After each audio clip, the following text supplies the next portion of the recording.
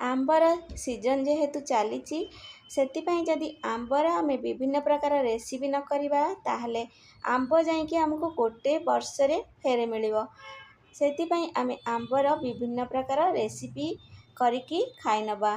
चलतु मु एक एमिति प्रकार रेसिपी करी जोटा कि आपण मार्केट रू आनिबा भूली जिबे।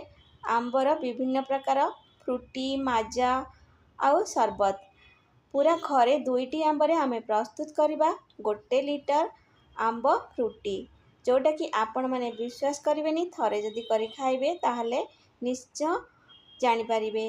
नमस्कार, लताज किचन को आपण मानकु पुन थोड़े स्वागत करुची। एटी देखंतु मु गोटे पाचिला आंब आ गोटे कंचा आंब नेइची जोटा कि मोर कंचा आंबटी टिके घरे रही आइतिला करीब बेलिकी रेसिपीटी करि पार नथिली लेट हे आइतिला। एबे किंतु से रेसिपीटी करिक मु शेयर करुची। आंबटी टिके मोर नरम हे जाइची कंचा आंबटी। एमती भाबरे आंब को भल भाबरे धोई नबा तापरे तार चोपा को छड़े नबा।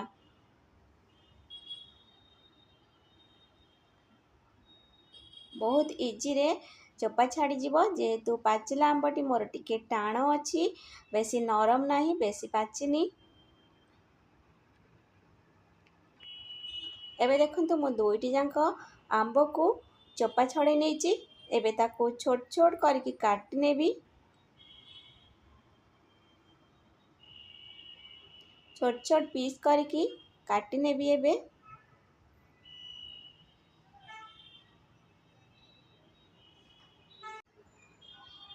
एमती भाबरे छोट छोट करी देखंतु काटी नेइची। ए रेसिपीटी बहुत गोटे आम मिक्सर जार नबा सेथिरे कंचा आंब और पाचिला आंब को देकी ताकू गोटे पेस्ट बनै नबा। एबे आमे स्वाद अनुसार चीनी दबा। आपण माने जेतिकी मीठा खाइबे से अनुसार देबे। जेहेतु मोर आंबटी गोटे कंचा आंब नेइची सेतिपाई मु चीनी टिके देइची। एबे गोटे कढ़ाई में सबुतक पेस्ट को देई नबा तापरे गैस को मीडियम फ्लेम रे रखी आमे याकू रांधिबा जेमती की टिके तार कंचा बास्ना कमी जीवो सेई पर्यंत आमे याकू 5 मिनिट पर्यंत आकू आमे रांधिबा।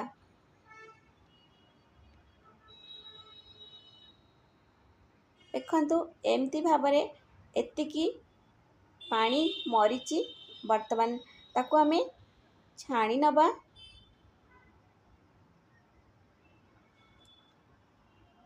ता भितरे जदि छोट छोट किछि टाण जिनस रही आइतिबो चोपा नले टाकुआर पाख अंश बाहर जीवो।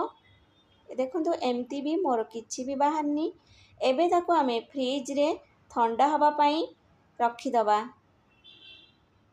एबे देखंतु मु 2 घंटा रखला परे मोर पेस्ट ठंडा ही आइची।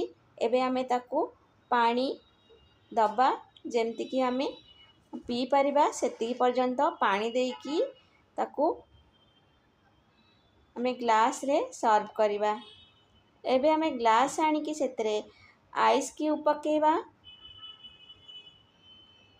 आउ ठंडा ठंडा आंबर एई रस बा फ्रूटी को सर्व करिबा। देखंतु केते सुंदर मोर प्रस्तुत हो जाइची आंब फ्रूटी जोटा कि आपण माने एमती नेचुरल आंबरे करिकी घरे पी पारिबे जोटा कि मार्केट रे मिलुची आमको सेटा बहुत दिन पर्यंत स्टॉक हेकी रहूची। आमे एमती भाबरे फ्रेश आंबरे बनै पारिबा मैंगो फ्रूटी जोटा कि पिला माने पूरा आपण मानकर दीवाना हे जिवे। केमती लागला रेसिपीटी निश्चय कमेंट रे